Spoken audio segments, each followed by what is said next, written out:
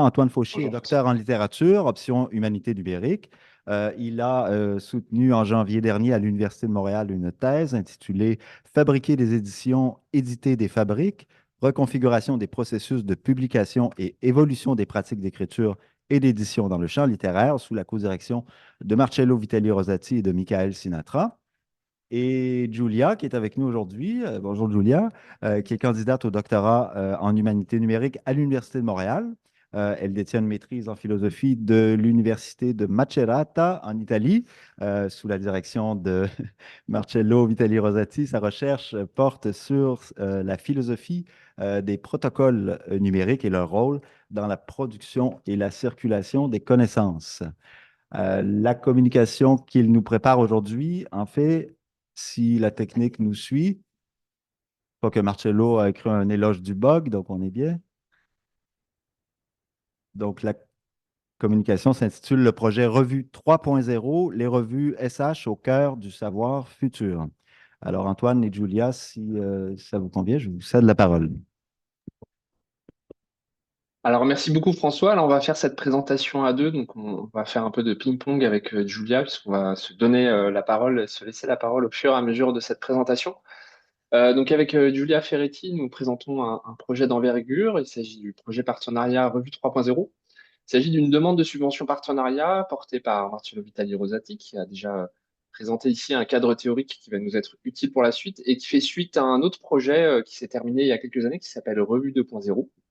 Prenez l'affiliation entre les deux projets. Et donc, cette demande de subvention pourrait aboutir à un financement par le CRSH pour une durée de 7 ans. Donc, c'est un très gros projet dont plusieurs personnes dans cette salle et dans le cadre de cet événement ont participé directement ou indirectement, sont des co-chercheurs ou co-chercheuses sur ce projet. Alors, la demande de partenariat est actuellement coordonnée par Julia et nombre de personnes ici ont pu participer à cette demande. Je les en remercie, et notamment des personnes de ce panel. Alors, il n'est pas possible de présenter toute l'étendue du projet, hein, c'est un projet vraiment assez important, mais on voudrait mettre l'accent avec Julia sur certaines de ces dimensions en lien avec justement le sujet de cette table ronde. Je te laisse prendre la suite, Julia. Merci. Oups. Désolée, j'ai fait quelque chose de... Ah, ok, parfait. Merci. Bon, toujours pas. Ah. Je sais pas. Ok, bon, très bien. Merci Antoine, merci à vous. Oui, comme l'a dit Antoine, on reprend qu'est-ce que c'est le projet Revue 3.0. Le projet Revue 3.0 part d'un constat du fait que depuis le XVIIe siècle, les revues scientifiques n'ont pas cessé de se multiplier, comme le montre par exemple un rapport de la rivière Sugimoto. Avec l'augmentation de la disponibilité des chaînes d'édition numérique et du web, cette croissance s'est accélérée de manière exponentielle. Cette multiplication de la production des reviews et des contenus scientifiques témoigne d'une part des intérêts économiques liés à cette production et d'autre part, d'autre part cette multiplication des reviews est symptomatique du rôle qui jouent encore les reviews pour la connaissance, notamment en ce qui concerne la légitimation des champs des connaissances, des théories et des savoirs et de la crédibilité scientifique des auteurs et de ces théories des savoirs. La multiplication des sources et des revues correspond cependant à une concentration de la production d'articles scientifiques par un petit nombre de grands éditeurs, comme le montre encore la rivière Sugimoto, au monopole de la langue française et à l'imposition de certaines plateformes et outils de production et de circulation des connaissances scientifiques, comme montré Marcello tout à l'heure. Contre cette tendance à l'homogénéisation des pratiques de production et de diffusion des contenus scientifiques, le projet Revue 3.0 se propose de réfléchir à la manière dont les environnements techniques numériques, notamment les formats, les protocoles, les plateformes numériques, peuvent favoriser la diversité des revues scientifiques, tant au niveau de la diversité linguistique qu'au niveau des modèles épistémologiques représentés par les revues elles-mêmes. contre cette tendance à l'homogénéisation des pratiques de production et de légitimation des connaissances, Review 3.0 se concentre sur la valorisation des singularités d'une catégorie spécifique des revues, à savoir les revues en sciences humaines. Le premier donc, objectif de Review 3.0 est de rendre la production, la diffusion et l'appropriation des contenus scientifiques en sciences humaines féconde et hétérogènes dans un contexte numérique. Il s'agit de penser de nouvelles modélisations éditoriales et les expérimenter sur plusieurs dimensions, plateformes et avec plusieurs outils. Cet intérêt pour l'avenir des revues scientifiques en sciences humaines découle d'une question de recherche plus large, déjà introduite par Marcello, et dans un certain sens plus fondamental, qui concerne la relation entre, d'une part, les formats, les protocoles, les plateformes, les outils, et d'autre part, la pensée, la connaissance, les savoirs. Donc, les relations entre contenu syntaxique et contenu sémantique, donc entre environnement technique et savoir. Donc, je laisse pour approfondir ces points la parole à Antoine. Merci Julia. Alors, il s'agit bien ici d'une question théorique, même si on va détailler un certain nombre de projets qui ont été imaginés dans le cadre de cette demande et de projets techniques et de projets qui vont donc se matérialiser à travers différentes expérimentations. Il s'agit d'une question théorique, d'une question de recherche qui anime l'équipe de chercheuses et de chercheuses impliquées dans la constitution de cette demande, qui se traduit donc, on va les détailler juste après avec Julia, des projets qu'on a essayé de là, par exemple, de matérialiser avec ce petit schéma pour voir un petit peu les différents parcours que peuvent avoir les contenus dans le cadre de la publication d'une revue et des phases de production, de diffusion, de constitution aussi du savoir. Alors, cette question, donc, comment les formes matérielles d'écriture, de transmission et d'appropriation des contenus scientifiques affectent-elles la pensée et la recherche, ainsi que leur modèle épistémologique? Alors, la bibliographie du projet sera publiée sur le site dédié si le projet est financé. On peut ici citer 3 références qu'on vous a affichées ici pour information, pour montrer à la fois la pluralité des approches, même si Julia a déjà mentionné quelques références sur ces questions-là. La pluralité des approches aussi qui animent le projet, les chercheurs et les chercheuses dans le cadre de ce projet-là. Alors, je ne vais pas les détailler, mais on a trois approches différentes. Donc, l'image du texte pour une théorie de l'énonciation éditoriale d'Emmanuel Souchier, toute cette fois du côté de l'édition et des sciences de l'information et de la communication. Pour une théorie d'éditorialisation qui est cette fois plutôt du côté de Marcello Vitali et Rosati, donc une contribution importante sur cette question d'éditorialisation. Et enfin, Karen Barad, donc, que Marcello a largement présenté tout à l'heure. Alors, on précise aussi qu'à ce stade du projet, des chercheuses et des chercheurs ont déjà contribué en fait autour de Marcello avec différents travaux de recherche à animer, à nourrir en fait ce projet Revue 3.0. Bon, on peut citer notamment la thèse de Nicolas Sorek qui était vraiment tournée vers le projet Revue 2.0 et qui est déjà intervenu dans le cadre de ce colloque, avec de la revue au collectif, la conversation comme dispositif d'éditorialisation des communautés savantes en lettres et sciences humaines, et puis aussi la thèse de Margot Mellet qui tout à l'heure présentera aussi une partie de ses travaux avec Et les doigts d'écrire se referment sur la paume, recherche-création sur les pierceurs de l'écriture, et puis on l'a mentionné, et je me permets de le dire pour moi-même, aussi la thèse que j'ai soutenue récemment, fabriquer des éditions, éditer des fabriques, reconfiguration des processus techniques éditoriaux et nouveaux modèles épistémologiques, et bien d'autres publications de personnes qui sont aussi en partie dans cette salle ou qui vont intervenir dans ce panel, qui seront disponibles aussi via différents canaux et liés aussi à la chaire de recherche du Canada sur les écritures numériques que dirige Marcello. Tout ça pour dire qu'il y a vraiment un certain nombre de recherches convergentes qui nous mènent justement à ce projet et qui lui donnent aussi une certaine légitimité. Je te laisse prendre la suite, Julia.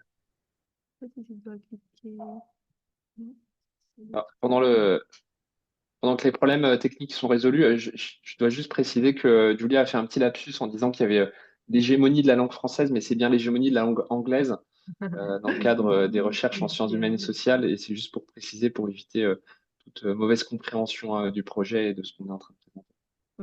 Sinon, pour ne pas perdre de temps, entre-temps, j'ai... Ah, très bien. parfait, ça a marché. Merci beaucoup. Bah, juste pour parler un peu aussi des partenaires, on a dit que ce travail est porté par Marcello et par la charge des charges du Canada sur les écritures numériques, mais il y a beaucoup de personnes, d'institutions autour de ces projets. On commence à parler d'abord des reviews avec lesquelles on va faire vraiment des expérimentations et tester les impacts des contextes, des environnements numériques sur leurs pratiques de production, d'appropriation et de diffusion des savoirs. On a des diffuseurs de revues sur lesquels on pourra tester surtout des questions de chaîne de conversion entre formats, donc comment l'essence du texte est porté par différents formats et qu'est-ce que ça change dans cette chaîne de conversion. Après, des structures institutionnelles qui mettent en place, promouvent et maintiennent des infrastructures numériques qui permettent de réaliser un certain nombre de projets dans le cadre du macro-projet et après la collaboration avec des outils de support à l'appropriation et à l'écriture scientifique, comme par exemple Zotero et Hypothesis. Alors, on a essayé de, enfin, on n'a pas essayé, on a construit en fait le projet autour de plusieurs volets, donc de 3 volets principaux, hein, comme la question de recherche le rappelait, hein, je la redonne juste pour que vous l'ayez en tête, hein, comment les formes matérielles d'écriture, de transmission et d'appropriation des contenus scientifiques affectent-elles la pensée et la recherche ainsi que leur modèle épistémologique. Et donc, il y a ces 3 volets, écrire, transmettre, découvrir. Donc, écrire avec la production des savoirs, transmettre avec la diffusion des savoirs et enfin découvrir avec l'appropriation des savoirs. Notons ici qu'il s'agit de 3 volets, hein, non de 3 phases successives. Donc, il y a un certain chevauchement entre chacun de ces volets. Et les différentes expérimentations devraient, si le projet est financé, être lancées simultanément et se croiser entre donc les différents volets qui sont à chaque fois coordonnés et portés par un certain nombre de chercheurs et de chercheuses afin justement d'avoir une certaine assise en termes de légitimité scientifique par rapport à ces 3 volets.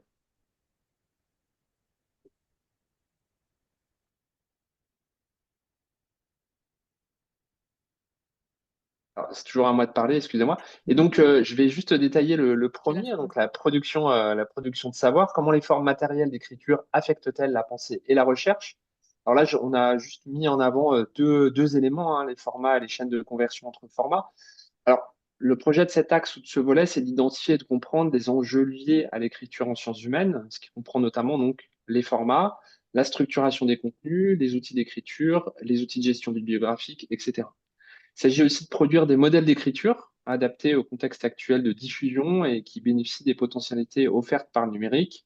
On peut citer l'écriture assistée par algorithme d'intelligence artificielle générative, par exemple, mais aussi un balisage sémantique précis dans le cas justement, là, comme on peut le voir, de Stylo, qui est un outil très important dans le cadre de ces expérimentations-là, où on peut utiliser un balisage léger comme celui-là, mais ça peut être aussi traduit avec un autre balisage sémantique comme le XML. Il s'agit aussi du développement du web sémantique à partir justement de ce balisage-là pour le traduire un certain nombre d'éléments dans le texte ou autour du texte, le versionnement, etc. Enfin, l'enjeu de cet axe, production de savoir est aussi d'identifier, de décrire et d'outiller, de comprendre l'impact de nouvelles formes et de nouveaux formats de connaissances. Alors en termes de format, on pense à des formats courts, aussi au rôle et au statut des annotations qui peuvent accompagner certaines publications, les dispositifs d'annotation aussi, mais aussi des nouveaux formats comme les data papers ou des choses comme ça. Alors, tout ça se distingue des modèles institutionnalisés, comme les articles et les monographies. Et donc, il faut prendre en compte ici l'ensemble des enjeux de légitimation aussi, qui permet de faire circuler toute cette connaissance et donc tous ces dispositifs et le résultat de ces dispositifs. Après, les deuxièmes chantiers, ça concerne la diffusion des savoirs.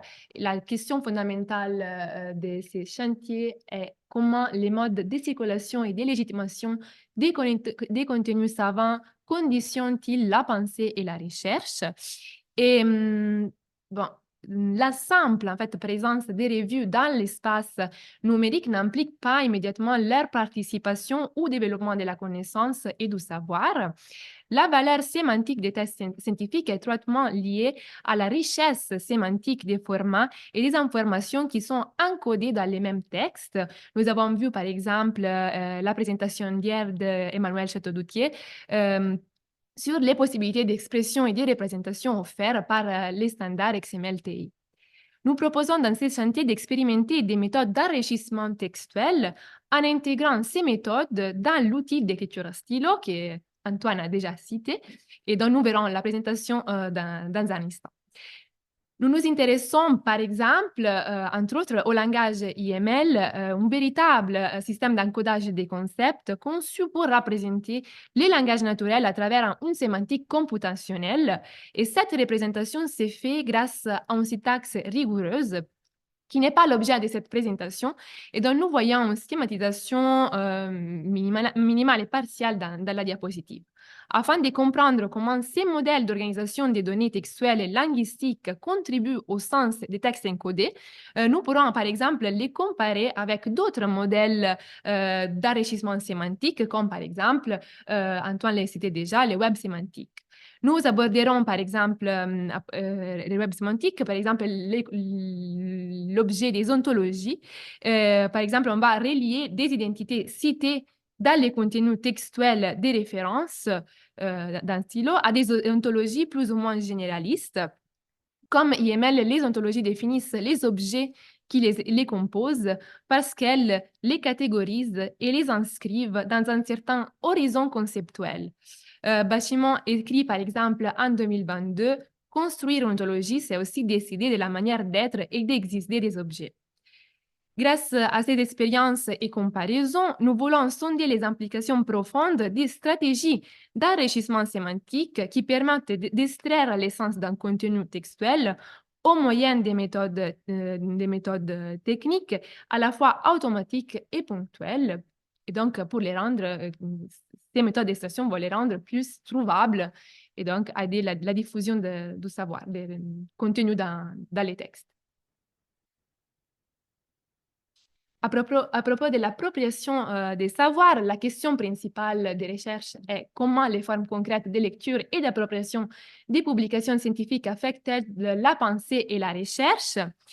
Dans ces cas, on parle d'outils, les outils qui facilitent et organisent les pratiques de gestion, d'annotation et de révision bibliographique orientent en fait l'essence des textes car ils guident la manière dont ces textes est géré, manipulé, donc compris par les acteurs de la chaîne éditoriale, donc les éditeurs et les éditrices, mais aussi les communautés savantes qui reçoivent les textes traités par ces outils et ces techniques. Donc, ces chantiers mettent en évidence la valeur sémantique de toute une série d'inscriptions matérielles et des protocoles éditoriaux qui, mis en œuvre par les rédacteurs, les éditeurs et les éditrices des revues. Dont le rôle dans les champs de la connaissance est souvent négligé. Je renvoie sur ces points aux travaux sur les thèmes des petites mains de Margot Mellet que nous entraînerons tout à l'heure. Ces inscriptions matérielles, souvent ignorées et négligées et pourtant porteuses de sens, sont parfois les fruits des pratiques séculaires, comme les montre un récent billet de blog de Marcello Vitali Rosati, des pratiques qui risquent, dans les modélisations numériques, de s'appauvrir car la richesse sémantique n'est souvent pas prise en compte dans les espaces numériques. Nous espérons que ce travail d'analyse des pratiques et des protocoles d'appropriation sera combiné à un travail avec nos partenaires, par exemple Zotero, Hypothesis, pour permettre l'intégration et l'amélioration des protocoles proposés par ces outils. Et dernière diapositive. Alors, les défis du projet, on en a noté deux principaux ici. Le premier, donc, entre standardisation des chaînes éditoriales et pluralisation des modèles épistémologiques.